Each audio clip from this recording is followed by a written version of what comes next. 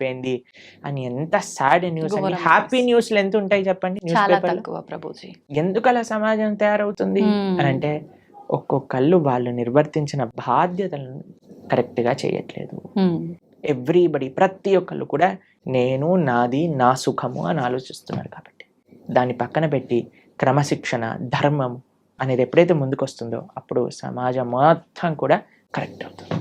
Okay. అయితే ప్రభుజీ మీరు ఇందాక అన్నారు అంటే పేరెంట్స్ చిన్నప్పటి నుంచే పిల్లలతో స్ట్రిక్ట్గా ఉండుంటే అప్పటికి ఇబ్బంది అనిపించిన తర్వాత ఒక కరెక్ట్ వేలో వెళ్తారు అని చెప్పి, ఇప్పుడు జనరేషన్ పిల్లల్ని చూసుకుంటే పేరెంట్ అట్లా స్ట్రిక్ట్గా ఉంటే నా పేరెంట్స్ ఎప్పుడు ఇట్లానే చేస్తారు అని చెప్పి డిప్రెషన్లోకి వెళ్ళిపోయే వాళ్ళని కూడా చాలా మందిని చూస్తున్నాం కదా ప్రభుజీ. స్ట్రిక్ట్గా ఉండమని నేను చెప్పట్లేదండి, బ్యాలెన్స్డ్గా ఉండండి అని చెప్తున్నాను. ఓకే. స్ట్రిక్ట్నెస్కి బ్యాలెన్స్డ్గా ఉండడానికి చాలా వ్యత్యాసం ఉన్నది. ఇప్పుడు మనకి అదే చెప్తున్నాను, చిన్నప్పటి నుంచి మీరు వాడికి విచ్చలవిడితనాన్ని ఇచ్చేసి గారాబం చేసేసి సడన్గా ఒకరోజు నేను ఇప్పటి నుంచి స్ట్రిక్ట్గా ఉంటాను అని అంటే కుదరదండి. ఆ ట్రైనింగ్ పిల్లలకి పేరెంటింగ్ అనేది చాలా ముఖ్యం. పేరెంటింగ్ అసలు ఒక పిల్లల్ని ఎలా పెంచాలి అని తల్లిదండ్రులు నేర్చుకోవాలి. లైక్ ఇప్పుడు మీకు ఒక విషయం చెప్తాను, ప్రీ మ్యారేజ్ కౌన్సిలింగ్స్ అని జరుగుతున్నాయి తెలుసా మీకు?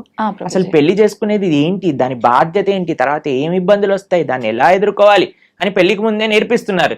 దీనికి రెడీయా అంటేనే పెళ్లి చేయాలి. నిజంగా నేను చెప్తున్నాను, ప్రీ మ్యారేజ్ కౌన్సిలింగ్స్ అనేది చాలా ముఖ్యం ఇప్పుడు. అలా ప్రీ మ్యారేజ్ కౌన్సిలింగ్ చేసి ఎలా అయితే పెళ్లి చేస్తున్నారో దాని తర్వాత పిల్లల్ని పెంచే ముందు పిల్లల్ని కనే ముందు పేరెంటింగ్ కూడా మనం నేర్చుకోవాలి.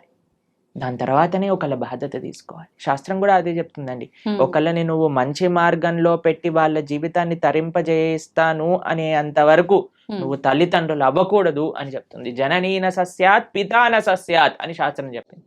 సో మనకేం తెలియకుండా పిల్లలు కనేసి వాళ్ళని ఏదో పనిచేస్తున్నాం కదా అని పెంచేసి వాళ్ళని ఒక చెడు మార్గంలో తీసుకెళ్తే అది మన తప్పు అవుతుందండి. కాబట్టి మనం మంచిగా శాస్త్రం ఏం చెప్తుంది, ధర్మం ఏం చెప్తుంది, అసలు ప్రతి దానికి everybody has their roles and responsibilities, అది మనం అర్థం చేసుకోవాలి. దాంట్లో పేరెంట్స్ కూడా వాళ్ళ కర్తవ్యాలు ఏంటి, పిల్లల్ని ఏ మార్గంలో పెంచాలి. నిన్న మేము వెళ్తూ ఉన్నప్పుడు మా ఒక చిన్న డాన్స్ స్టూడియో కనిపించింది అనమాట. అయితే అందులో చిన్న చిన్న పిల్లలు ఉన్నారు అండ్ వాళ్ళకి తెలుగు మూవీ సాంగ్స్ పైన డాన్స్ స్టెప్పులు నేర్పిస్తున్నారు అనమాట, చిన్న పిల్లలు. అది చూస్తే నాకు ఎంత బాధేసిందంటే, ఎంత వల్గర్ డాన్స్ స్టెప్స్ చిన్న పిల్లలకి. సో నాకు అనిపించింది, అరే ఎంత బాధాకరమైన పరిస్థితి. మేము ఆస్ట్రేలియాలో ఉన్నప్పుడు వి జస్ట్ విజిటెడ్, అక్కడ ఉన్న పిల్లలేమో మా భారతీయ సనాతన సంస్కృతి నేర్చుకుంటూ చిన్న చిన్న పిల్లలు అందరూ హార్మోనియం వాయిస్తూ భరతనాట్యం నేర్చుకుంటూ కూచిపూడి నేర్చుకుంటూ శ్లోకాలు నేర్చుకుంటూ వాళ్ళేమో అలా ఉన్నారు, మన వాళ్ళేమో ఇలా పిచ్చి పిచ్చి గంతులు వేస్తున్నారు. అవును గురూజీ, చాలా వరకు మనం మూవీస్లో మనం బయట కూడా చూస్తుంటాం. మీరు చెప్పినట్టుగా విదేశాలలో వాళ్ళు మన సంస్కృతి సాంప్రదాయాలను కట్టుబడులను ఎక్కువగా అంటే ఇంట్రెస్ట్ చూపిస్తుంటారు. మీరు చెప్పిన ఎందుకంటారు గురూజీ, మన వాళ్ళేమో అన్నీ తెలిసి పక్కన పెట్టేస్తుంటారు? ఎందుకంటే మన వాళ్ళకి ఫ్యాషన్ ఎక్కువ కదా. మన వాళ్ళకి మేము ఇలా ఉంటేనే వీఆర్ ట్రెండింగ్ అని అనుకుంటారు. వాళ్ళకి అన్ని చూసారు, అవన్నీ ఆనందం ఇవ్వదని వాళ్ళకి తెలుసుకుంది కాబట్టి మన సనాతన ధర్మాన్ని ఆశ్రయిస్తున్నారు, మన కల్చర్ని ఆశ్రయిస్తున్నారు. వాళ్ళకి ఎలా కల్చర్ లేని వాళ్ళు ఎలా ఉంటారో వాళ్ళకి తెలుసు కాబట్టి. కానీ మనకి మాత్రం సగం సగం నాలెడ్జ్ ఉండేసరికి మనం మన సంస్కృతిని ఇదేదో ఓల్డ్ ఫ్యాషన్, ఎంత వల్గర్ గా ఉండగలిగితే, ఎంత ఇండీసెంట్ గా ఉండగలిగితే అది మనకి ఫ్యాషన్ అయిపోయింది. కానీ అది కాదండి, మీరు ఎవరినైనా చూడండి, డీసెన్సీ అండ్ డిసిప్లిన్ అది నిజమైన ఆర్నమెంట్ మన జీవితంలో. కాబట్టి ఆ డిసిప్లిన్ కావాలి, ఆ బ్యాలెన్స్ కావాలి, ఆ డీసెన్సీ కావాలి, ఆ రూటెడ్ ఇన్ ధర్మం కావాలి. అప్పుడు మనం అలా ఉండగలిగితేనే మనకి ఒక ధార్మిక చింతన అనేది మన లోపల స్టార్ట్ అవుతుంది. అప్పుడే మనం సుఖంగా ఉండగలుగుతాం జీవితంలో. ఓకే. ఎక్కువగా ఆధ్యాత్మిక మార్గంలో ఉండాలా ప్రభుజీ? మనం మంచి మార్గంలో వెళ్ళాలి అని అంటే ఆధ్యాత్మిక మార్గమే మంచి మార్గం, ఇంకో మంచి మార్గం లేదు. లేదు. ఆధ్యాత్మికంగా ఉండగలిగితేనే మనం సుఖంగా సంతోషంగా ఉండగలుగుతాం. ఇది దేనికి there is no other way out. ఎందుకంటే స్పిరిచువాలిటీ మన మానవుడికి జీవనమే ఆధ్యాత్మికత. జీవేర స్వరూపహై కృష్ణేర నిత్యదాస్, మన యొక్క స్వరూపమే భగవంతుడి యొక్క దాసత్వం. అటువంటి సేవ, అటువంటి ఆధ్యాత్మిక కనెక్షన్స్ మనకి లేదనుకోండి, మనం ఎప్పటికీ ఆనందంగా ఉండలేము. ఎంత ప్రపంచం మారిపోయి. ఇప్పుడు మీకు చెప్తాను, మీకు ఒక ఎగ్జాంపుల్. ఆస్ట్రేలియాలో మొత్తం ఎడ్యుకేషన్ ఫ్రీ, మెడికల్ కూడా ఫ్రీ. ఎవరు ఏ రకమైన ట్రీట్మెంట్స్ అయినా, ఆపరేషన్స్ అయినా, మెడిసిన్స్ అయినా అన్ని ఫ్రీ. పెద్దవి చిన్నవి ఏవైనా పర్వాలేదు. ఓకే. అక్కడ ఎంత పద్ధతి అని అంటే, మీరు చూడండి, ఒక కార్ అక్కడ ఉందనుకోండి, ఆ కార్ నుంచి ఈ కార్కి ఇంత డిస్టెన్స్ ఉంటుంది. ఒక్కడ హార్న్ కొట్టాడు, వాతావరణం అంతా ప్రశాంతంగా ఉంటుంది, మొత్తం గ్రీనరీ కనిపిస్తుంది, ఎటువంటి ప్రాబ్లమ్స్ లేదు, అన్ని చాలా తక్కువ, క్రైమ్ రేట్ కూడా చాలా తక్కువ, అన్ని బ్రహ్మాండంగానే ఉన్నాయి. వాళ్ళు సంతోషంగా ఉండొచ్చు కదా. మీకు తెలుసా, అక్కడ ఉండే వాళ్ళ మెంటల్ హెల్త్ ప్రాబ్లమ్స్ 70% మందికి mental health problems, depression, anxiety ఇవన్నీ ఉన్నాయి. ఇప్పుడు మన భారతదేశంలో చూడండి, ఇప్పుడు నేను వస్తూ ఉంటే కొన్ని 1,00,000 హారన్లు వినుంటాయి. అవును, ఒక కార్ ఆపాడంటే కార్ పైన ఎక్కటమే సరిపోదు, వాడు అంతే వెనక్కి వచ్చేస్తాడు మనకి. అంతే. ఇంత కయోటిక్ గా ఉన్నా, ఇంత ట్రాఫిక్ ఉన్నా, ఇన్ని కష్టాలు ఉన్నా, మన వాళ్ళు మాత్రం హాయిగా ఉంటారు. ఏం జరిగినా జరుగుతుంది. ట్రాఫిక్ ఉందనుకోండి, వాడు ఏదో పాటలు వింటూ ఉంటాడు, ఎవరైనా వెనకాల హార్న్ కొట్టిన వాడే వేస్ట్ వేలో అనుకొని వీడేదో ముందుకెళ్ళిపోతూ ఉంటాడు. అంతే. అవునా కాదా చెప్పండి.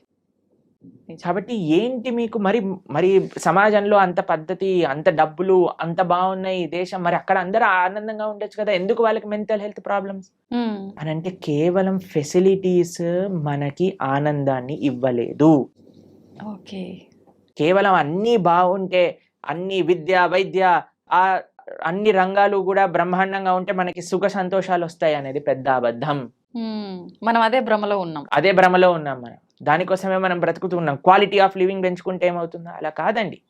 ఫస్ట్ క్వాలిటీ ఆఫ్ హార్ట్ పెంచుకోవాలి, క్వాలిటీ ఆఫ్ మైండ్ పెంచుకోవాలి. ఓకే. అది నేర్పించేదే ఆధ్యాత్మికత. ఆధ్యాత్మికత అంటే ఏంటండి? ది క్రక్స్ ఆఫ్ ఆధ్యాత్మికత. ఒకడు బాధలో ఉన్నాడంటే వాడి బాధని నీ బాధగా స్వీకరించు. ఒకడు ఆనందంలో ఉన్నాడు, ఎదుగుతున్నాడు అంటే వాడి ఆనందంలో నీ ఆనందాన్ని చూసుకో. కానీ ఇప్పుడు సమాజంలో ఎవరైనా ఎదుగుతున్నాడు అనుకోండి, కిందికి లాగేయాలి. ఎవరైనా బాధపడుతున్నాడు అనుకోండి, మంచి అయింది వీడికి. ఈ భావనలు ఎందుకు వచ్చేస్తున్నాయి? ఎందుకు అని అంటే, మనము మనందరి యొక్క తండ్రి అయిన భగవంతుడిని మర్చిపోయాం.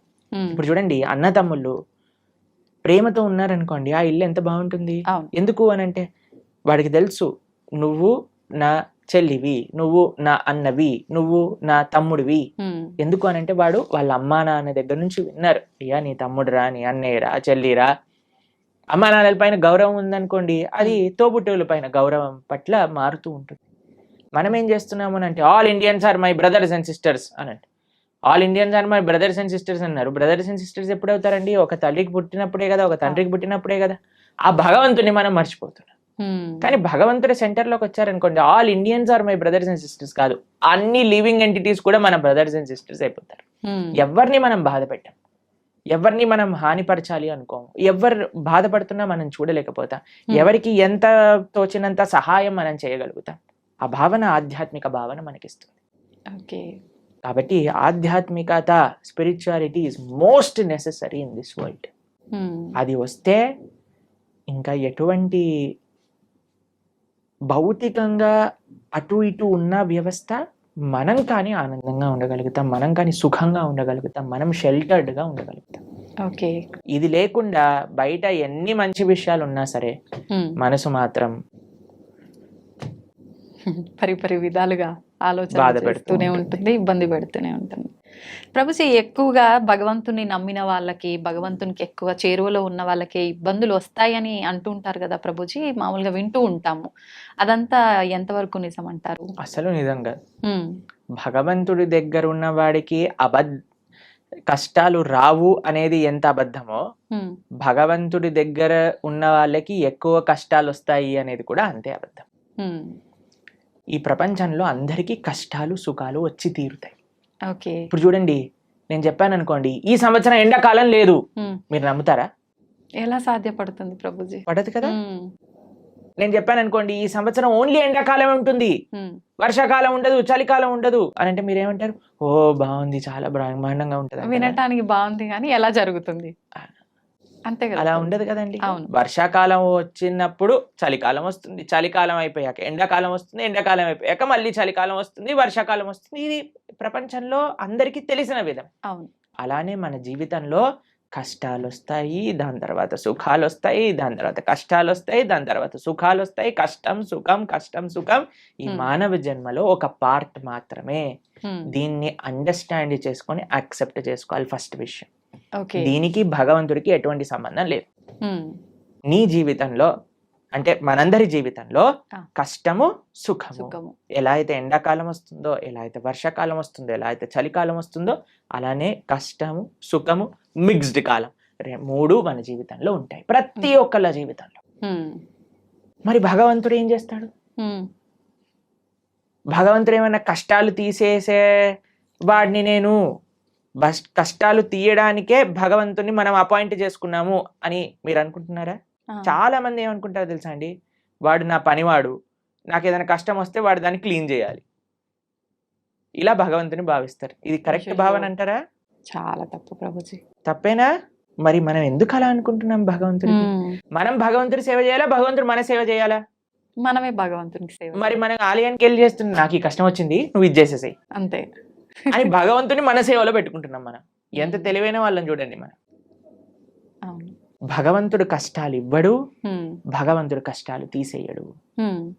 భగవంతుడు కష్టాలలో దాన్ని ఎదుర్కొనే ధైర్యాన్ని ఇస్తాడు. కష్టం రూపంలో మనకేదన్నా మనం చెడు మార్గంలోకి వెళితే భగవంతుడు ఒక కష్టాన్ని సృష్టించి మనల్ని కాపాడుతాడు, ఎక్కువ ప్రమాదం జరగకుండా. అంతేకాని మనల్ని ఎప్పుడూ భగవంతుడు కష్టాలు పెట్టడు, కష్టాలని ఆపడు. మీకు ఒక ఎగ్జాంపుల్ చెప్తాను. నిన్నే మేము టీవీలో చూసాము. ఒక అమెరికాలో అట ఒక ఫ్లైట్లో 2 సీట్లు ఖాళీగా ఉన్న సీట్లు ఒకసారిగా దే బ్లూ ఆఫ్, పేలిపోయాయట ఫ్లైట్లో. అయితే ఆ 2 సీట్లలో ఉన్న వాళ్ళకి అసలు ఎందుకు రాలేదు వాళ్ళు అని చేస్తే, వాళ్ళిద్దరి జీవితాలలో ఏదో లాస్ట్ మూమెంట్ ఏదో అయిపోయి వాళ్ళు వెళ్ళలేకపోయారట. అరే మేము ఫ్లైట్ మిస్ అయిపోయాం, ఆ డబ్బులు పోయాయి, అవి ఇవి అని ఫుల్ బాధపడ్డారట. ఎప్పటి వరకు అంటే ఆ 2 సీట్లు పేలిపోయాయి అని తెలిసినంత వరకు. ఇప్పుడు దాన్ని వెస్టర్న్ టర్మినాలజీస్ లో బర్న్ట్ టోస్ట్ ఫినామినా అని అంటున్నారు అనమాట. అది మీకు టెక్నికల్ టర్మ్స్. అది ఏంటంటే ఏది జరిగినా సరే మన మంచి కోసం జరుగుతుంది అని టైం కానీ మనకి చెప్పదు. ఇప్పుడు మనకి ఈ రోజు ఈ కష్టం వచ్చింది అని అనుకున్నా, ఇప్పుడు సపోజ్ మనకి కాలు ఇరిగింది అని మనం అనుకున్నా, ఒక యాత్రకి వెళ్ళలేదు, తర్వాత తెలిసింది ఆ యాత్ర బస్సే బోల్తా పడిపోయింది. ఇప్పుడు ఏం కాలు ఇరగటం బెటరా, బస్ నుంచి కింద పడిపోవటం బెటరా? కాలు ఇరగటమే బెటర్, అంతే కదండి. కాబట్టి మనకి ఈ రోజు దేవుడా నాకెందుకు అలా చేసావు, నాకెందుకు ఈ అన్యాయం చేసావు అని అంటే, వెయిట్ చేయి స్వామి, నీకే తెలుస్తుంది దేవుడు నీకు అన్యాయం చేయలేదని.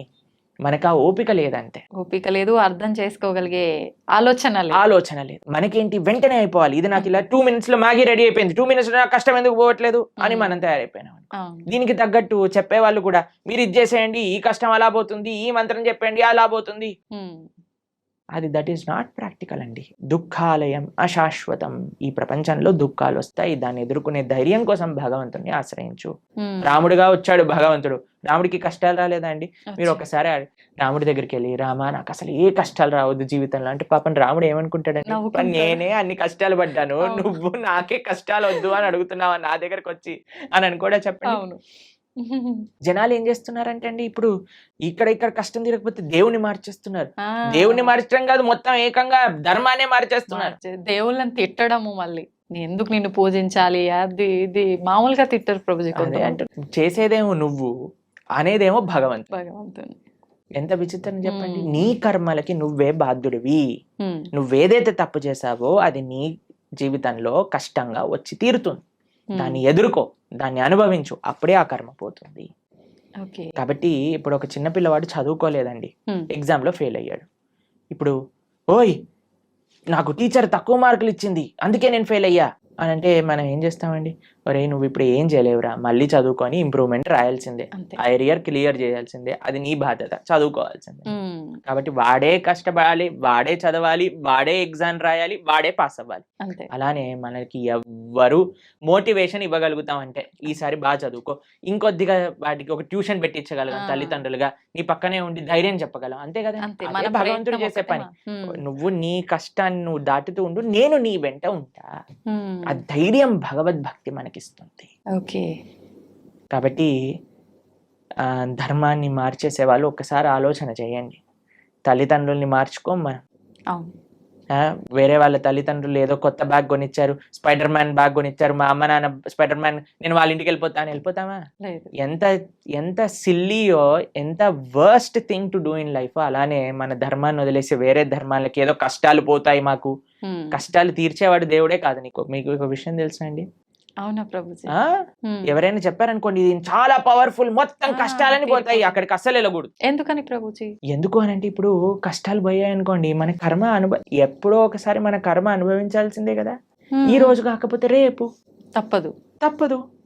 కాబట్టి నీ కష్టం ఈ రోజు మాయమైపోయింది అని అనుకోండి, ఈ రోజు మాయమైపోతుంది, రేపు వస్తుంది, దాన్ని నువ్వు తప్పించుకోలేవు. ఓకే. అంటే మనం చేసుకునే కొన్ని పుణ్య కార్యాల వల్ల మన పాపాలు తొలగిపోయే అవకాశం ఉంటుంది అని అంటారు కదా ప్రభుజీ. దాంట్లో భాగంగా పుణ్యము, మంచి పనులు పుణ్యాన్ని ఇస్తాయి, చెడు పనులు పాపాన్ని ఇస్తాయి. ఓకేనా? పుణ్యము సపరేట్ గా అనుభవించాలి, పాపం సపరేట్ గా అనుభవించాలి. పుణ్యం ఎక్కువ చేసేస్తే పాపాన్ని అది తొలగించదు. అర్థమైందా మీకు? ఓకే. ఓకే. ఇప్పుడు పుణ్యం ఏదైతే ఉందో దాన్ని మీకు స్వర్గానికి తీసుకెళ్తుంది అని అనుకోండి, పాపం ఏదైతే ఉందో దాన్ని మీకు నరకానికి తీసుకెళ్తూ ఉందనుకోండి. మీరు ఎక్కువ పుణ్యం చేసేస్తే ఈ పుణ్యం వెళ్ళి పాపాన్ని ఇది చేసేదన్నమాట. పుణ్యం ఖాతానే, పాపం ఖాతానే. ఈ రెండూ పోవాలి, ఈ రెండుతో మాకు పని లేదు అని అన్నప్పుడు మనం భగవంతుడికి శరణాగతి చేయాలి, భగవంతుడి యొక్క భక్తి చేయాలి. అప్పుడు మనకి పుణ్యంతో సంబంధం ఉండదు, పాపంతో సంబంధం ఉండదు. భగవంతుడిని ఆశ్రయించడం, భగవంతుడిని చేరుకోవటం, ఇది భక్తి మార్గము అని అంటే. కాబట్టి ఫస్ట్ పాపాచరణ మానుకోవటం మనుష్యత్వం, మనుష్యత్వంలో పుణ్యాచరణ, మంచి మనిషిగా మారటం, మంచి మనిషిగా మారిన తర్వాత ధర్మాన్ని తెలుసుకొని భక్తిని ఆశ్రయించి భక్తుడుగా మారటం. ఇట్లా 3 స్టేజెస్ ఉన్నాయి. కాబట్టి ఫస్ట్ స్టెప్ ఇస్ పాపాన్ని పక్కన పెట్టండి, పాపాచరణ తప్పు. దాని తర్వాత నెక్స్ట్ స్టేజ్ మంచి మనిషిగా మారటం, మంచి మనిషిగా మారాక ధర్మం గురించి, దేవుడి గురించి తెలుసుకోవటం, భగవంతుని ఆశ్రయించటం. అప్పుడు మనకి పాపంతో సంబంధం ఉండదు, పుణ్యంతో సంబంధం ఉండదు, భగవంతుడితో మాత్రమే సంబంధం ఉంటుంది. అలా సాధ్యపడుతుందా ప్రభుజీ అట్లా ఉండడం? తప్పకుండా.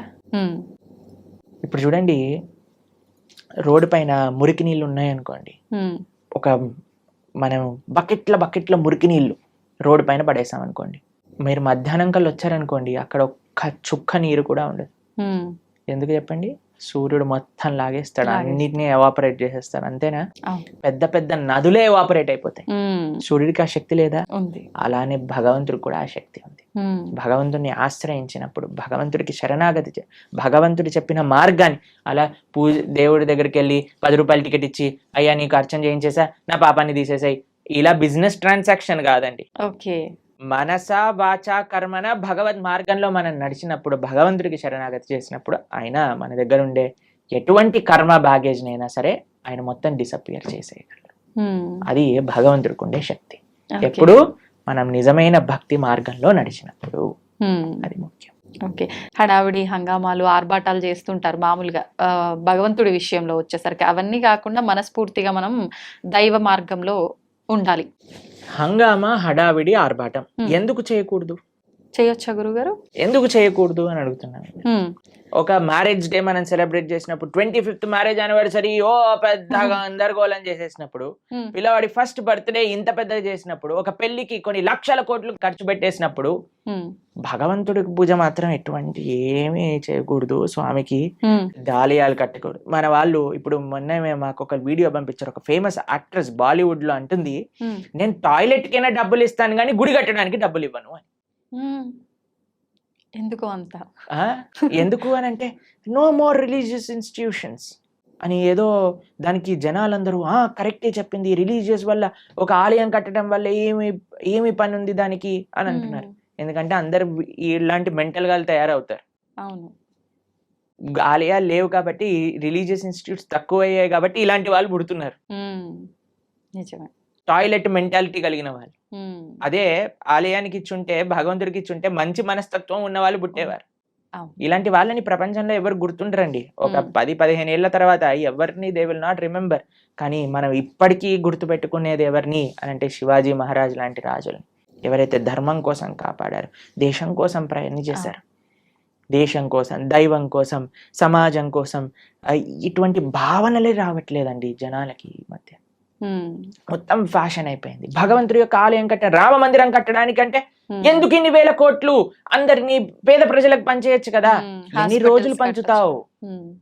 రోజులు పంచుతావు అనేది ప్రశ్న. ఈ రోజు నువ్వు అన్నం పెట్టగలవా, రేపు పెట్టగలవా, ఎల్లుండి పెట్టగలవా, ఆకలి తీరుతుందా? కానీ భగవద్ ఆలయం ఏం చేస్తుంది అంటే మనసుని మారుస్తుంది, ఒక మంచి ప్రేరణనిస్తుంది. ఒక ఆలయం దేన్ని విషయాలకి కేంద్రం చూడండి మీరు. ఒకటి ఆర్ట్, కల్చర్, ట్రెడిషన్, హెరిటేజ్, ఎన్నిటిని నిలుపుకుంటుంది రామమందిరం. ఒక మందిరం మీరు చూసారంటే ఎన్ని వ్యవస్థలు, పూలు అమ్ముకునే వాళ్ళకి మందిరం, ఒక ఫార్మింగ్ చేసే వాళ్ళకి మందిరం, ఒక ఆర్ట్స్ నేర్చుకునే వాళ్ళకి మందిరం, భగవంతుని ఆశ్రయించిన వాళ్ళకి మందిరం, ఒక మనసులో ఒక ఉత్సాహం, ఒక నమ్మకం, ఒక విశ్వాసం, ఒక ధైర్యం కావాలంటే గుడికి వెళ్తామండి. మీరు మీ జీవితంలో ఎప్పుడైనా వెళ్ళారా అలా? అందరం వెళ్ళే ఉంటాం కదా. ధైర్యం కావాలి. భగవంతుడా మేము ఈ కష్టంలో ఉన్నాం, ఒక ధైర్యం నింపుకోవడానికి భగవంతుడి దగ్గరికి వెళ్ళి చెప్పుకుంటాం మనం. ఎక్కడికి వెళ్తాం ధైర్యం కావాలంటే చెప్పండి. అసలు ఈ ప్రపంచంలో ఎక్కడైనా ఏ ప్రదేశం ఉందా ధైర్యం కోసం వెళ్ళడానికి? మీరు థియేటర్కి వెళ్తే ధైర్యం వస్తుందా? లేదు. పార్క్కి వెళ్తే ధైర్యం వస్తుందా? లేదు. షాపింగ్ మాల్కి వెళ్తే ధైర్యం వస్తుందా? భగవంతుడి దగ్గరికి వెళ్తే ధైర్యం వస్తుంది. ఆ నమ్మకం, ఆ విశ్వాసం, ఆ పట్టుదల. ఏదో ఒకటి ఇన్స్టిట్యూషన్ మన కల్చర్ని, మన ఆర్ట్ని, మన ట్రెడిషన్ని, మన సాంప్రదాయాన్ని నేర్పించే ఇన్స్టిట్యూషనే మందిరం. కాబట్టి మనకి వీ వాంట్ ఎవ్రీథింగ్. ఎప్పుడైనా మీరు హైదరాబాద్ లో ఈ 5 స్టార్ హోటల్ కట్టబోతున్నారు, వాడిని అడిగారండి, ఎందుకు 5 స్టార్ హోటల్ కడుతున్నావు, నీ పక్క నుండి స్లమ్ లో అన్ని డబ్బులు బంచేసాయి, 1 స్టార్ హోటల్ కట్టు సరిపోతుంది అని మనం ప్రశ్నిస్తామండి? లేదు. ఎందుకు? మనకు కావాలి. ఎవరైనా 700 crores 5,000 crores పెట్టి మూవీస్ తీస్తే వాడికి వెళ్ళి చెప్తామా, ఒరే నువ్వు ఈ మూవీ తీయకరా, మేమందరం ఏం పర్వాలేదు, చూడకపోయినా పర్వాలేదు, నువ్వు 1000 కోట్లు పనిచేసే జనాలకి అని చెప్తారా అండి ఎవరైనా? లేదు.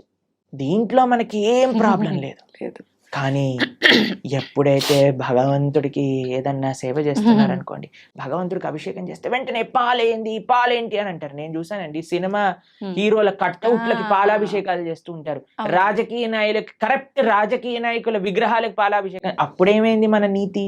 మనకు నచ్చిన పని చేస్తే తప్పులేదు. మీరు చూసారండి ఇప్పుడు కొత్తగా ఈ ట్రెండ్ లో ఏమంటామంటే ఆ న్యూ ఇయర్ పార్టీలు అవి ఇవి అని చేసుకుంటారు కదా, దాంట్లో షాంపైన్ బాటిల్స్ లోంచి షాంపైన్ అంతా ఇలా పోతూ ఉంటుంది చూసావా? అప్పుడు నీకు డబ్బులు వేస్ట్ కాదే, 5,000 10,000 ఎంత ఉంటాయో మనకు తెలియదు, కానీ ఆ బండిటిని నేల కొరగటంలో నీకేం తప్పులేదు, పిచ్చి గంతులు వేయటంలో నీకు తప్పులేదు, పబ్బులు కట్టడంలో తప్పులేదు, రెస్టారెంట్స్ కట్టడంలో తప్పులేదు, మాల్స్ కట్టడంలో తప్పులేదు, సినిమా థియేటర్లు కట్టడంలో తప్పులేదు, మందిరం మాత్రమే తప్పు.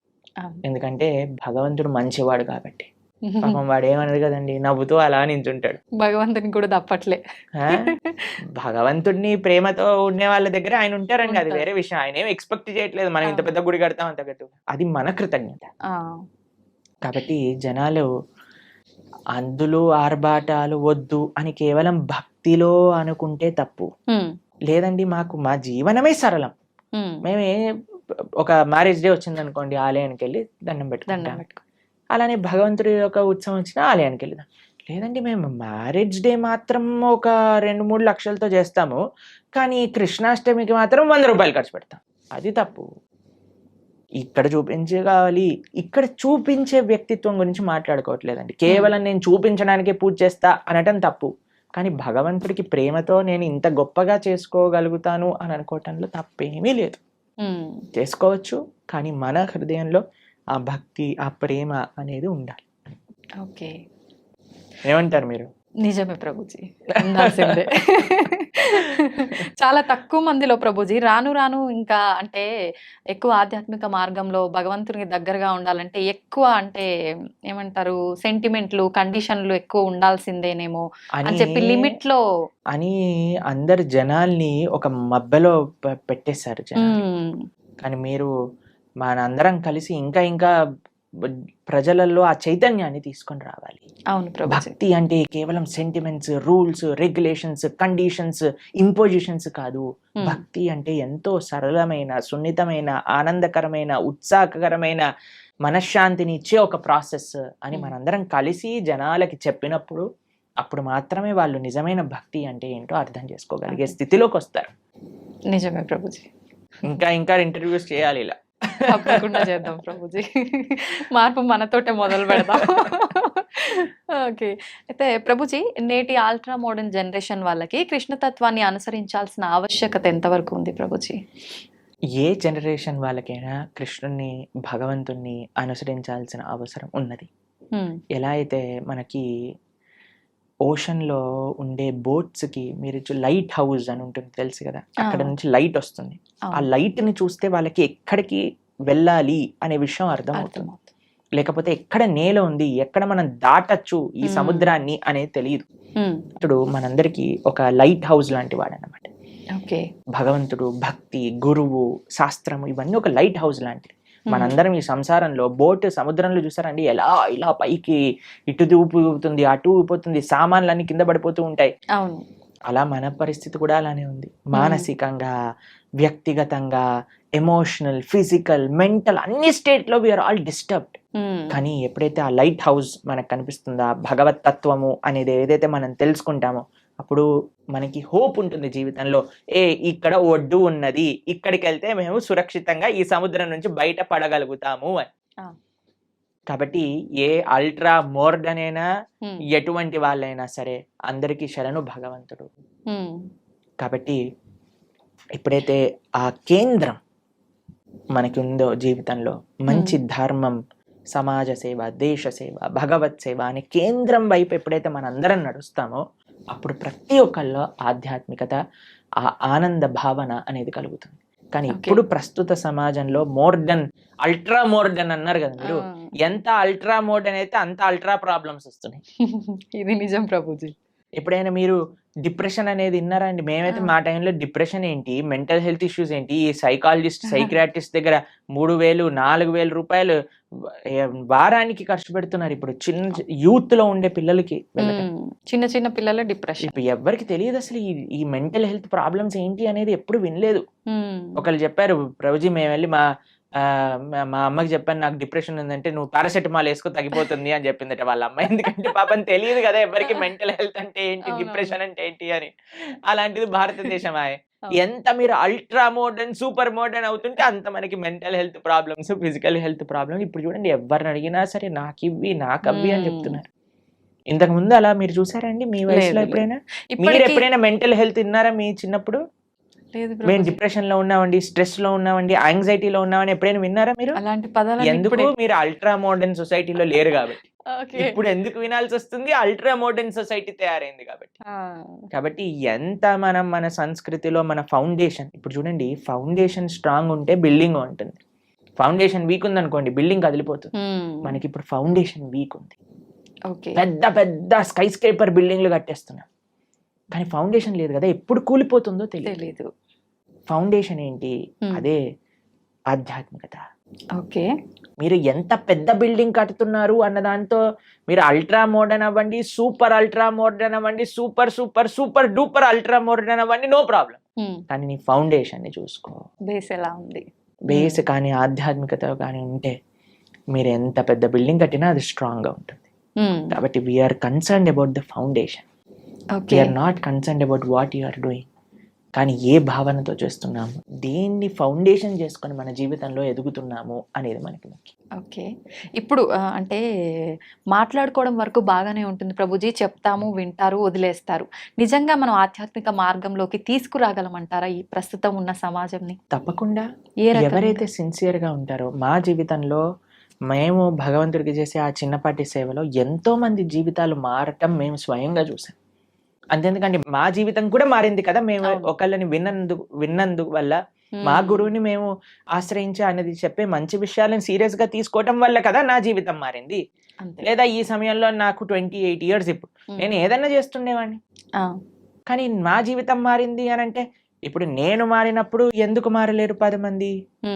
కాబట్టి మా జీవితంలో మేము ఎన్నో వేల మంది జీవితాలను మార్చి మంచి మార్గంలో వెళ్ళటం మేము స్వయంగా మా సొంత జీవితంలో చూసాం.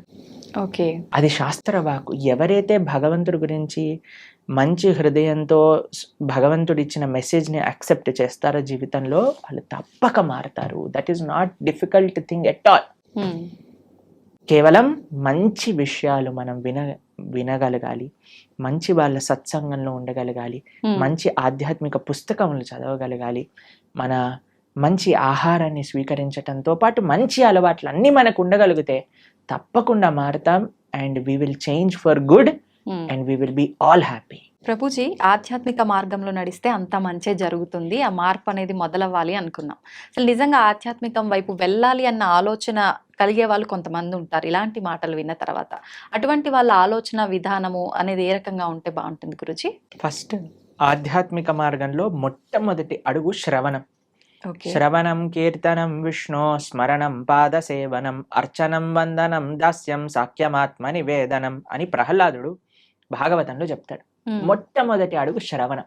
ఇప్పుడు ఎవరికైనా ఆధ్యాత్మిక మార్గం అంటే ఏంటి తెలుసుకోవాలి అని అనుకుంటున్నారు అనుకోండి, అసలు ఆధ్యాత్మిక మార్గంలో నేను ఎలా ఉండాలి, ఒక బేసిక్ బుక్ అనేది మనకి సనాతన ధర్మానికి ఒక పుస్తకం, ఒక మాన్యువల్, ఒక మెషిన్ కొన్నాం అనుకోండి ఒక మాన్యువల్ కావాలి కదండి. అలా అసలు మనం ఏమి చెయ్యాలి మానవ జన్మ వచ్చాక అని చెప్పేదే భగవద్గీత. మీరు మన ఛానల్లో ప్రణవానంద దాస్ అనే ఛానల్లో ఇప్పుడు ఎవరికైనా మీకు ఈ ఇంటర్వ్యూ వినటం వల్ల అసలు మాకు ధర్మం అంటే ఏంటి, హిందూ ధర్మం అంటే ఏంటి, అసలు భగవంతుడు ఏం చెప్పాలనుకుంటున్నాడు, అసలు మానవుడు ఏం చెయ్యాలి అని మీకు ప్రశ్నలు ఉన్నాయనుకోండి, మనం 18 లెక్చర్స్ మాత్రమే, ఒక్కొక్క లెక్చర్ 1 hour మాత్రమే ఉంటుంది. ప్రణవానంద దాస్ ఛానల్లో మీరు వెళ్ళి ప్లేలిస్ట్ లో భగవద్గీత అని మీరు చూసారనుకోండి, కేవలం సింపుల్ 18 లెక్చర్స్. ఇప్పటి వరకు సుమారుగా 8 లక్షల మంది పైగా ప్రవచనాలు విని ఉన్నారు ఆల్రెడీ. కాబట్టి మీరు జస్ట్ దాన్ని 18 లెక్చర్స్ వినండి, 1 to 18 కంప్లీట్ చేసే లోపల మీకు మొత్తం క్లారిటీ వస్తుంది జీవితంలో మనం ఏం చేయాలి. It is very simple. దాని తర్వాత ఫస్ట్ స్టెప్ శ్రవణం అయిపోయాక మెల్లమెల్లగా ఒక్కొక్క అడుగు మిమ్మల్ని ముందుకు తీసుకెళ్తుంది ఆ శ్రవణం యొక్క శక్తి వల్ల. కాబట్టి మీరు ఇప్పుడు హాలిడేసే కాబట్టి మీకు అంత బిజీగా ఉండరు అని నేను భావిస్తున్నా. కాబట్టి అట్లీస్ట్ ఈ సమ్మర్ హాలిడేస్లో ఈ 18 లెక్చర్స్ భగవద్గీత, సంపూర్ణ భగవద్గీత ప్రణవానంద దాస్ అనే యూట్యూబ్ ఛానల్లో మీరు విని చూడండి. మేము చాలా సింప్లిఫైడ్ వేగా అందరికీ సనాతన ధర్మం గురించి ఎక్స్ప్లెయిన్ చేసే ప్రయత్నం చేశాం ఆ వీడియోస్లో. కాబట్టి మీరు చూసి మీ యొక్క భావనలు వ్యక్తపరచండి. తప్పకుండా I think that will be a guiding light for everybody. ఎందుకంటే భగవద్గీత శాస్త్రమే అటువంటిది. కాబట్టి ఇది ఫస్ట్ స్టెప్. ఎందుకంటే అన్ని స్టెప్స్ ఒకసారి చేయకూడదు కదా. నెక్స్ట్ ఇంటర్వ్యూలో సెకండ్ స్టెప్ గురించి మాట్లాడుకుందాం. ఇప్పుడు ఫస్ట్ స్టెప్ భగవద్గీత 18 లెక్చర్స్ వినటం. ఓకే. శ్రవణం. ఓకే. ప్రభుజీ, ఆహారం విషయానికి వస్తే చాలా మంది ఈ మధ్య కాలంలో నాన్ వెజ్ ఫుడ్ కి ఎక్కువ అలవాటు పడిపోతున్నారు, ఎక్కువగా మాంసాహారం తింటున్నారు. నిజంగా మాంసాహారం అనేది తినడం తప్పంటారా ప్రభుజీ? మనకి ఎప్పుడైనా దోమ కుట్టినప్పుడు మీకు ఏమనిపిస్తుందండి? నొప్పి, బాధ కలుగుతుంది. ఏమంటారు అప్పుడు? దోమ కుట్టింది పాట్ అని వేసేస్తారు కొంతమంది. అయితే అరే ఆ దోమ ఎక్కడుందో పట్టుకొని రారా, దాన్ని ఎలా అయినా చంపేయాలి. ఇప్పుడు బాటిల్ తీసుకొని ఏమంటారు, మీరు యుద్ధానికి వెళ్ళినట్టు దోమలు వెనకాల పడి దోమని చంపేస్తే. ఇంత పెద్ద శరీరం నీది, ఇంత చిన్న దోమ, ఇంత చిన్న చీమ కుడితే అబ్బో చీమ కుట్టింది నీళ్లు పోసేయండి, చీమలు అన్నిటి తీసేయండి, లక్ష్మణ్ రేఖ పెట్టేసేయండి. ఇంత పెద్ద శరీరంలో ఏదో ఒక మూలన ఇంత చిన్న నొప్పి వస్తేనే భరించలేని మనము ఒక ప్రాణిని ఒక కత్తి తీసుకొని గొంతు కోసేసి అది విలవిల్లాడుతూ రక్తం కక్కేసి అలాంటి నొప్పి వేరే వాళ్ళకి ఇవ్వడానికి ఎలా సిద్ధం అవుతామండి? ఒకసారి చెప్పండి. ఏమంటారు మీరు? రైట్ అంటారా? మనం ఇంత చిన్న నొప్పిని కూడా భరించలేమాయే, కానీ మనం ఏ ప్రాణిని ఎలాగైనా హింసించచ్చు అనే భావన వస్తే రేపొద్దున అది విస్తీర్ణం అవుతుందన్నమాట. We become hard hearted. ఇప్పుడు ఒక ప్రాణి కష్టాన్ని చూస్తూ మన మనసు చలించలేకపోయింది అనుకోండి, రేపొద్దున ఇంకొక మనిషి కష్టాన్ని చూసి కూడా మనం చలించలేకపోతాం. నిజం ప్రభుజీ. మన తోటి ఉండే వాళ్ళ కష్టాలు, అసలు కష్టాన్ని అర్థం చేసుకొని మనస్తత్వం వచ్చేస్తుంది. కష్టం ఎవరికైనా కష్టం కదండి. ఒక ప్రాణిలో కష్టం చూడని వాడివి మనిషిలో కష్టం ఎలా చూడగలుగుతున్నావు? మనిషిలో కష్టాన్ని చూసిన వాడివి ప్రాణిలో కష్టాన్ని ఎందుకు చూడలేకపోతున్నావు? మనిషికి ఒక జీవుడికి ఏంటి డిఫరెన్స్ చెప్పండి? వాళ్ళకి ఫ్యామిలీ లేదా? వాళ్ళకి పిల్లల పైన ప్రేమ లేదా? అది జీవించాలి అని అనుకోవట్లేదా? ఒక కోడినో ఒక మేకనో అనుకోండి, అదేమన్నా మీ దగ్గరకు వచ్చి నా గొంతు కోసేసేయి, నన్ను ఈరోజు బిర్యానీ వండుకొని తిను అని చెప్తుందా? అదేమన్నా విలవిల్లు ఆడిపోతుంది, భయం అయిపోతుంది. ఆ నెగిటివ్ ఎనర్జీ మొత్తం ఈ ప్రపంచంలో అన్ని చోట్ల ఆ క్రీపిన్ అయ్యే భూకంపాలు, టోర్నాడోస్, దానికి ఒక థియరీ ఉంది, సైంటిఫిక్ థియరీ తెలిసిన మీకు? ఎప్పుడైతే మనం ఇంత జీవహింస, ప్రాణి హింస అనేది జరుగుతుందో ఆ నెగిటివ్ వైబ్రేషన్స్ అన్ని కలెక్ట్ అయ్యి ఒక్కసారి అది మాస్ డిస్ట్రక్షన్ చేస్తుంది అనమాట. ఓకే. భూకంపాలు రావటం, సునామీలు రావటం, టోర్నాడోలు రావటం, ఫారెస్ట్ ఫైర్స్ రావటం, ఇవన్నీ ఎందుకు, ఈ వైపరీత్యాలన్నీ ఎందుకు వస్తున్నాయి అని అంటే ఆ నెగిటివ్ వైబ్రేషన్స్ వల్ల. ఓకే. కాబట్టి మనం జీవహింస తెలిసి ఎవరిని తెలియకుండానే మనం ఎంత ఇబ్బంది పెడుతున్నామండి. ఓ బిల్డింగ్ కట్టాలి అంటే పాపం కింద ఎన్ని పాములు పోయాయో, ఎన్ని చీమలు పోయాయో, ఎన్ని ప్రాణులు కోల్పోతాయో. ఒక రోడ్ వేయాలన్నా మనం రోడ్ పైన పోతూ వెహికల్స్ లో ఉంటే మనకి ఎన్ని తెలుసు చెప్పండి? తెలియక ఎన్ని చేస్తున్నాం మనం. వెజిటేషన్స్ గ్రో చేస్తుంటే ఎన్ని పోతాయో క్రాప్స్ లలో. తెలియకుండానే మనం ఇంత జీవహింస చేస్తున్నాం. ఇంకా తెలిసి చేస్తే ఎలా చెప్పండి? కాబట్టి ఒక్కటి గుర్తుపెట్టుకోండి, మన శాస్త్రం చెప్తుంది మాంసహ అంటారు, మాంసం అని అంటారు కదండి.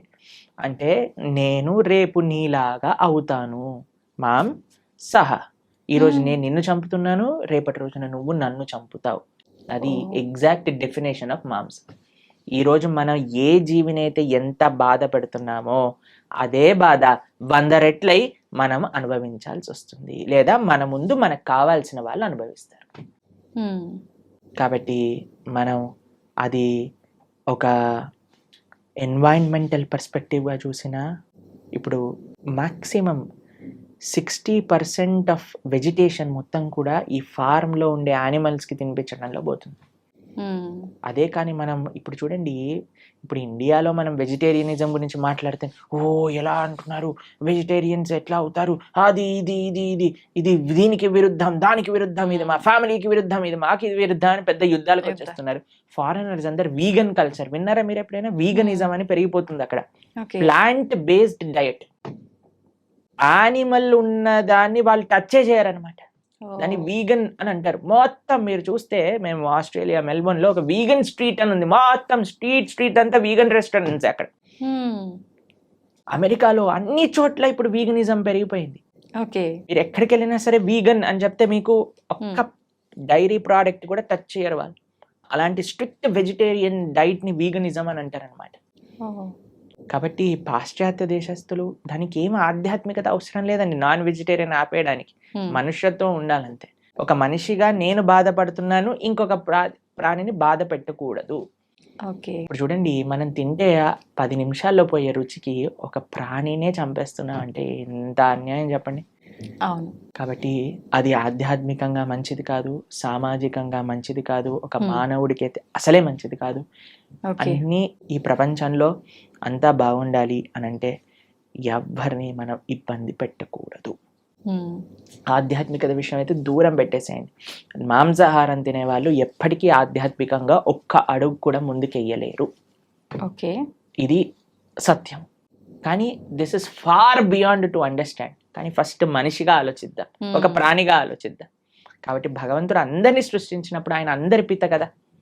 మీరు ఒక 3 తమ్ముళ్ళు అన్నయ్యలు ఉన్నారనుకోండి, ఒకరిని ప్రేమించి ఒకరిని చెంపమైన లాగి పెట్టారనుకోండి, వాళ్ళ అమ్మ ఏమంటారు, ఒరేయ్ వాడేం చేశాడు రా నిన్ను అంటే, ఏం లేదమ్మా నాకు వీడిని ప్రేమిస్తున్నాను కదా వాడిని కొడతాను. ఒప్పుకుంటారా వాళ్ళ అమ్మ? అలానే భగవంతుడు ఎలా ఒప్పుకుంటాడండి? నువ్వు మనిషిని మాత్రమే ప్రేమించి మిగతా జీవులందరినీ కూడా హింసిస్తూ ఉంటే. నిన్నే మేము ఒక పోస్ట్ చూసాము ఇంటర్నెట్ లో, అందులో ఉండి ఒక shark kills 11 people in an year. ఒక షార్క్ ఒక 10-11 మంది మనుషుల్ని చంపేస్తుందట, తినేస్తుందట సంవత్సరంలో. ఒక ప్రదేశంలో జస్ట్ ఒక స్టాటిస్టిక్స్ చెప్తున్నారు అనమాట. కానీ ఒక మనిషి 11,000 షార్క్ ని గంటలో చంపేస్తాడట తినడానికి, దాని లెదర్ కోసం అని. ఎంత అన్యాయం చెప్పండి. కాబట్టి మనం ఈ అన్యాయాన్ని ఎంతగా ఆపగలిగితే, అందరం ఎంత సాత్వికంగా, ఎంత హింస ఫ్రీగా ఉండగలిగితే మన ప్రపంచం అంత బాగుంటుంది. మీకు ఇంకొక విషయం చెప్తాను. మేము ఒక బుక్ చదివాం, దాన్ని how to live to be 100 అని అంటారు. 100 సంవత్సరాలు బ్రతుకుండాలంటే సీక్రెట్. అందులో ప్రపంచంలో 100 సంవత్సరాలు పూర్తిగా బ్రతికిన ప్రదేశాల్లో హైయెస్ట్ మెంబర్స్ ఎక్కడైతే ఉన్నారో అక్కడ రీసెర్చ్ చేసి ఆ పుస్తకం రాశారనమాట. అందులో తేలింది ఏంటి అని అంటే, these are all animal products free. మాంసం అనేది వాళ్ళు స్వీకరించలేదు. ఇప్పుడు ఏ డాక్టర్ దగ్గరికైనా మీరు వెళ్ళి అడగండి, ఏదైనా మనకి ఇంత చిన్న జబ్బు రోగం జనం వచ్చింది అనుకోండి, ఫస్ట్ నాన్ వెజిటేరియన్ మానేయి అని చెప్తారట. ఓకే. కాబట్టి that is not natural for us. ఇప్పుడు చూడండి, కార్నివోరస్, హర్బివోరస్ అని మనం వినే ఉంటాం. కార్నివోరస్ అంటే మాంసాన్ని తినేవి, హర్బివోరస్ అంటే చెట్లు తినేవి. మనవి మన బాడీ మన నోటి నుంచి ప్రారంభం చేసుకొని మన డైజెస్టివ్ సిస్టమ్ మొత్తం కూడా హర్బివోరస్ యానిమల్స్ లానే ఉంటుంది, కార్నివోరస్ యానిమల్స్ లా. తర్వాత కొంతమంది అంటారు, మనకి ఈ 2 కూరలు ఉన్నాయి కదా ఇక్కడ, అంటే కూరలు ఉంటే నువ్వు పచ్చి మాంసాన్ని పట్టుకొని తినొచ్చు కదా, కానీ వండుకొని ఎందుకు తింటున్నావు నువ్వు? కార్నివోరస్ యానిమల్స్ అయితే అవి పచ్చి మాంసాన్ని పట్టుకొని వేటాడి తింటాయి. మనం ఏమన్నా ఇప్పుడు ఒక మేకని తినేవాడు ఏమన్నా మేక పైన పడి వాడిని చీల్చి తింటాడా? లేదు. కాబట్టి ది వెరీ థాట్ దట్ నువ్వు వండుకొని తింటున్నావు అని అంటే అది నీ శరీరానికి మార్చి కానీ నువ్వు తినలేవు అని. కానీ ఇప్పుడు చూడండి, సాలడ్స్ లో మీరు ఏ కూరగాయలు వేసినా సరే కక్కర్ అని తినేస్తారు. క్యారెట్లు తినేయచ్చు, బీట్రూట్లు తినేయచ్చు, ఏదైనా తినేయచ్చు పచ్చిగా. అవును. కాబట్టి మనకి పచ్చిగా తింటే అరుగుతుంది. ప్లస్ మన digestive system, carnivorous animals digestive system చాలా చిన్నగా ఉంటుంది, ఎందుకంటే అది వచ్చేస్తుంది బయటకు వెళ్ళిపోతుంది. కానీ మనది మాత్రం లాంగ్ ఇంటెస్టైన్, స్మాల్ ఇంటెస్టైన్, అవి డైజెస్ట్ చేసి దాన్ని న్యూట్రియంట్ కాంప్లెక్స్ చేసి అన్ని శరీరానికి ఎనర్జీ అందించి అప్పుడు కానీ బయటకు వస్తుంది. కార్నివోరస్ యానిమల్స్ చూసాను అనుకోండి, నాలుకతోటి నీళ్లు తాగుతాయి. మనం ఎలా చేస్తామండి? మనం నోటితో తాగుతాం. కాబట్టి ఇవన్నీ దేర్ ఆర్ మెనీ రీజన్స్. అటు సైంటిఫికల్గా చూస్తే, అటు హ్యూమన్ మేకప్ విధంగా చూస్తే, ఎలా చూసినా సరే ఒక మనిషి వెజిటేరియన్ గానే ఉండాలి. Okay. He cannot kill any living being. Okay. అయితే ప్రభుజీ, ఇది సృష్టికి విరుద్ధం అయినప్పుడు భగవంతుడు ఎందుకు దీన్ని ఆపలేకపోతున్నాడు మరి? అయితే ఇది తినొచ్చు, ఆ జంతువులు పుట్టిందే మానవులు తినటానికి అని ఎవరైనా మీకు సర్టిఫికెట్ ఇచ్చారా? ఉంటారు కదా. భగవంతుడు ఇచ్చాడా చెప్పండి. భగవంతుడు ఆపట్లేదు అని మీరు అన్నారు కదా, కానీ భగవంతుడు తిను అని ఎక్కడేం చెప్పాడా? లేదు. ఏదైనా ఇప్పుడు ఒక మేక పుట్టాక ఇది వీడు తినడానికి అని దానిపైన స్టాంప్ వేసి ఆయన పంపించాడా మనకి? లేదు కదా. ఎందుకు? ప్లస్ ఈ మనిషి కూడా ఎందుకు సెలెక్టివ్ గా ఉన్నాడు? నేను మేకనే తింటా, కోడిని, కుక్కని ఎందుకు తినావు నువ్వు? నీ పెంచుకునే కుక్కకి ఇంకా బయట ఉండే మేకకి ఏంటి డిఫరెన్స్? కొంతమంది డాగ్ లవర్స్ ఉంటారు, మీరు చూసిన కన్నా మున్నా చున్నా అని ఎప్పుడు ఇలా కుక్కని ఇలా పట్టుకొని అలా పట్టుకొని, కుక్కకి ఏమన్నా అయితే వాళ్ళు ఏలవటం అవి. అరే, ఆ కుక్కకి ఎంతైతే ప్రాణం ఉందో ఆ మేకకి కూడా అంతే ప్రాణం ఉంది. ఏమన్నా మేకల తక్కువ ప్రాణం ఉందా చెప్పండి? లేదు. మరి ఎందుకు మనం ఆ డిఫరెన్షియేషన్ చేస్తున్నాం? భగవంతుడి నీకు తినాలి అని చెప్పలేదు, కాబట్టి భగవంతుడు నీకు తినద్దు అని కూడా వచ్చి చెప్పడు. శాస్త్రం అన్నీ చెప్పింది. ఓకే. మద్యం, పానం, శ్రియ, సూన, యత అధర్మశ్చ చతుర్విధం. భాగవతం చెప్పింది ఈ విషయాలు. 4 విషయాలు తప్పు. వ్యభిచారము, మాంసాహారాన్ని స్వీకరించటం, జూదమాడటం, తర్వాత మాదక ద్రవ్యాలు, సిగరెట్, మందు, గుట్కా, మాణిక్ చంద్, ఇవన్నీ వేసుకుంటారు కదండి, ఇవన్నీ ఈ 4 అధర్మము అని శాస్త్రం క్లియర్ గా చెప్పింది. ఓకే. కాబట్టి ఈ 4ని మనం దూరం పెట్టాలి, అప్పుడే మనం మనిషిగా అవుతాం. ఓకే. మాంసాహారం తినడమే తప్పు, అసలు పాపం, మహాపాపం. పాపం కాదు, మహాపాపం. మీరు మనం ఇక్కడ ఏవేవైతే చేస్తామో మళ్ళీ అక్కడికి వెళ్ళిపోయాక మనల్ని కూడా అలానే చేస్తారు. దానికి సిద్ధము అని అంటే మన ఇష్టం. ఇంకా చాలా మంది అంటారు, చూసుకుందాంలే ఏదైతే అది అని. అలాంటి మూర్ఖులకి మనం ఇంకేం చెప్తామండి? సో ఒక గుర్రాన్ని నీటి వరకు తీసుకెళ్ళటం కానీ నీటిని తాగించలేం కదా. మన ప్రయత్నం మంచి విషయాలు 10 మందికి చెప్పటము, అంతేకాని ఎవరిని మనం గొంతు పట్టుకొని ఇది చేయించలేమన్నమాట. వాళ్ళ జీవితంలో వాళ్ళకి ఆ అనుభవము, ఆ మానసిక మెచ్యూరిటీ, తర్వాత ఆ పరిపక్వత అనేది వాళ్ళకే ఉండాలి.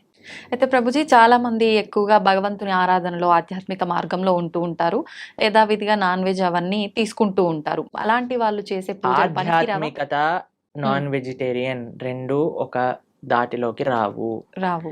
నాన్ వెజిటేరియన్ ఆధ్యాత్మికం అవ్వలేడు. ఉమ్, ఆధ్యాత్మికంగా వెళ్ళే వ్యక్తి నాన్ వెజిటేరియన్ తినలేడు. ఓకే. పూజలు పునస్కారాలు వేరే విషయం అండి. పూజలు పూజలు. పునస్కారాలు చేస్తూ నువ్వు నాన్ వెజిటేరియన్ తింటున్నా అది వేరే విషయం. ఓకే. కానీ ఆధ్యాత్మికత అనేసరికి భగవంతుడు ఏంటి, భగవంతుడు ఏం చెప్పాడు అని అర్థం చేసుకోవటం ఆధ్యాత్మికత. ఓకే. భగవంతుడు నన్ను ఎలా జీవించమని చెప్పాడో అర్థం చేసుకొని జీవించటం ఆధ్యాత్మికత. ఉమ్, మనం 100 పూజలు చేయి, పునస్కారాలు చేసుకొని ఏదైనా చేసుకోండి, కానీ భగవంతుడు జీవించమన్న జీవన విధానాన్ని మనం ఆచరించకపోతే he will not care for us. Okay. ఇప్పుడు చూడండి, మీకు మీ పిల్లలు ఉన్నారు. ఉమ్, మీరు చెప్పిన మాట వినటం మీకు ముఖ్యమా? మీరు చెప్పిన విధంగా వాళ్ళు ఉండటం మీకు ముఖ్యమా? లేదా మీరు చెప్పిన విషయాలు ఏమీ పాటించకుండా బయటికెళ్ళి మా అమ్మ ఇంత గొప్పది, మా అమ్మ అంత గొప్పది, మీ ఫోటో పెట్టుకొని రూమ్లో రోజు ప్రొద్దున అగరబత్తులు తిప్పేసి ఆరతులు పెట్టేసి మీకు పెద్ద పెద్ద మాలలు వేయటం ముఖ్యమా? మీరు చెప్పండి, ఏది మీకు సంతోషాన్ని ఇస్తుంది? చెప్పిన మాట ఆచరిస్తే అంతే కదా. అంతే. చెప్పిన మాట ఆచరించి మీరు పెద్దగా ఏం చేయకపోయినా మీరు ఆనందంగానే ఉంటారు కదా. నాన్న చదువుకో, మంచిగా ఉండు, 10 మందితో మంచి చెయ్యి, నువ్వు ఎప్పుడు బాగుండాలి, అది మీరు చెప్పిన విధానాన్ని వాళ్ళు ఫాలో అవుతాయి కదా. అదే ఆధ్యాత్మికత అంటే. ఉమ్, భగవంతుడు ఏం చెప్పాలనుకుంటున్నారో తెలుసుకొని దాన్ని ఫాలో అవ్వటం ఆధ్యాత్మికత. ఓకే. భగవంతుడు ఫోటోలు పెట్టి ఓ ఓ అని తిప్పేటాల ఆధ్యాత్మికత కాదు. ఎప్పుడు వరకు మనం ఆయన మార్గాన్ని ఫాలో అవ్వకపోయినంత వరకు. ఉమ్, ఒక్కసారి మనం ఆయన చెప్పే విధానాన్ని ఫాలో అవుతూ ఉమ్, మిమ్మల్ని ప్రేమతో, ఇప్పుడు చూడండి మీ పిల్లలు మీరు చెప్పిన విషయాలు అన్నీ మంచిగా విని ఉమ్, మీ పుట్టినరోజు రోజు ఒక గ్రీటింగ్ కార్డ్ చేసి మీకు చాలా సేపు కష్టపడి ఒక గ్రీటింగ్ కార్డ్ చేసి ఇచ్చారనుకోండి, మీకు ఎంత సంతోషం ఇస్తుంది. అరే చాలా మా పిల్లలు ఎంత బంగారు కొండలరా, నేను చెప్పలేనంత. చెప్పిందన్ని మాటలు వింటారు, నాకు ఇంత ప్రేమ గ్రీటింగ్ కార్డ్ తీసుకొచ్చారనిపిస్తుందా? అవును. అలానే భగవంతుడికి కూడా మనం ఎప్పుడైతే ఆయన మాటలు విని ఆయన ఆరాధన చేస్తామో ఉమ్, అప్పుడు ఆయనకు అంత సంతోషం వస్తుంది. మీ మాటలు ఎప్పుడు వినకుండా, మిమ్మల్ని ఎప్పుడు పట్టించుకోకుండా బర్త్డేకి మాత్రం పెద్ద గిఫ్ట్ తీసుకొచ్చా, ఏంది ఈ గిఫ్ట్, అరే కనీసం